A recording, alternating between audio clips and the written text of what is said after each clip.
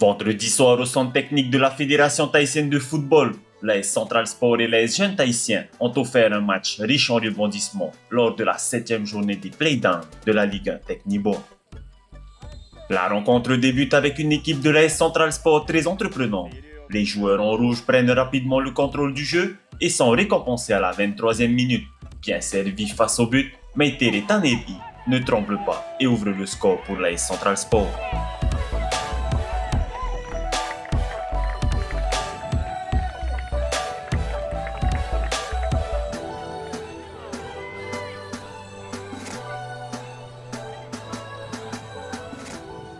Mais la réaction des jeunes Tahitiens ne se fait pas attendre. 10 minutes plus tard, sur une contre-attaque rapide, Terito Matatini Martin part en profondeur, profitant d'une mauvaise intervention du gardien adverse, l'attaquant égalise et remet les deux équipes à hauteur de 1 but partout.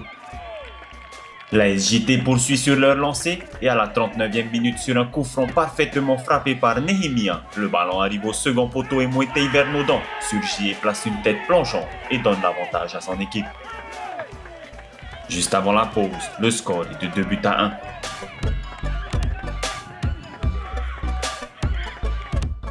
Au retour des vestiaires, les hommes en bleu obtiennent un pénalty à la 61e minute après une faute dans la surface de réparation de l'AS Central Sport.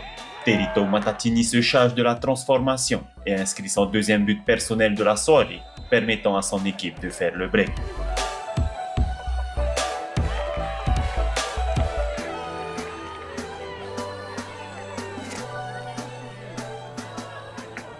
Mais l'AS Central Sport refuse de baisser les bras et dans les 10 dernières minutes, Hano Atemayana vient réduire l'écart en reprenant un ballon qui termine sa course au fond du filet. Puis à la 82e minute, Fred Tissot s'élève plus haut que tout le monde sur un ballon aérien et place une tête imparable pour égaliser. L'AS Central Sport revient ainsi à 3 buts partout.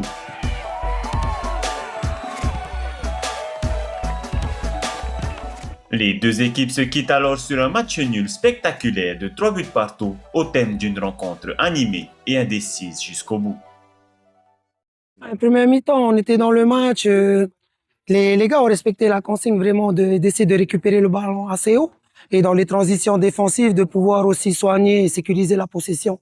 Donc en première mi-temps, je pense que même si on a encaissé, les gars en restant bien assidus et bien appliqués sur les consignes, on a pu remonter et montrer un bon visage. C'était justement de faire le break, parce qu'on sentait Central qui reculait et puis qui avait une stratégie plutôt de jeu direct. Donc ça, on a quand même travaillé à l'entraînement. On s'était dit de ne pas trop mettre un bloc bas et puis finalement on est tombé un peu dans le jeu.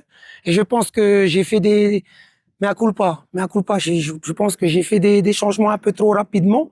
Du coup, ça a vraiment déréglé sur, je veux dire, la cohésion défensive. Alors que c'était le thème de la semaine. Bon, on apprend. Je peux pas en vouloir aux joueurs parce que ils ont quand même délivré bataille. 3-3, c'est bien, félicitations Centrale. Parce qu'il y a quand même de la qualité. Non, je m'attendais à un match plutôt fermé à l'italienne, quoi. Le catenaccio, le premier qui marque et ben pas du tout. Ce qui fait que c'est encourageant. On voit que les jeunes coachs à Centrale, les jeunes joueurs qu'on a agités, ben ils sont sur une bonne dynamique. On essaye d'être créatif parce que c'est vrai que le play-down n'est pas plébiscité. Il n'y a pas trop de gens qui viennent voir le match. Donc, on essaie de faire du spectacle. Comme tu dis, 6 buts, on prend. Il n'y a pas de vainqueur, c'est pas grave. C'est Pâques qui arrive. Nous, on est exempts. Donc, joyeuse Pâques à tout le monde. Et puis, on continue comme ça.